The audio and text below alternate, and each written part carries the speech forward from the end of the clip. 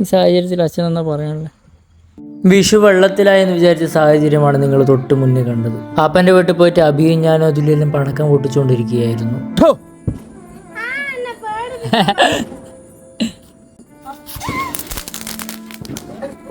ഇതെവിടെ എത്തിയ? പടക്കം പൊട്ടിയിട്ട് ആൾക്കൊന്നും പറ്റിയൊന്നുമല്ല. ഷോപ്പിലെ അവസാന കസ്റ്റമർ വന്നു പോയതിനു ശേഷം അമ്മ സാധനമെല്ലാം കാറിൽ കൊണ്ടുവെക്കാൻ പോയതാണ്. വീട്ടിന്റെ താക്കോലടക്കം കാറിൽ വെച്ച ശേഷം കാർ ഓട്ടോമാറ്റിക് ലോക്കായി.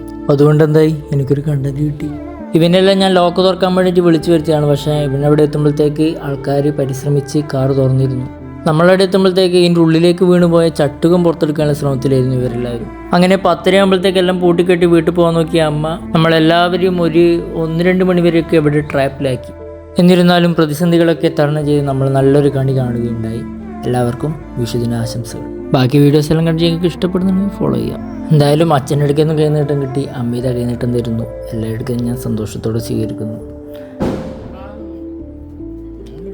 ഒരിക്കലും മറക്കാത്ത വിഷുവിൻ്റെ ഓർമ്മയ്ക്ക് ഇതിവിടെ കിടക്കട്ടെ.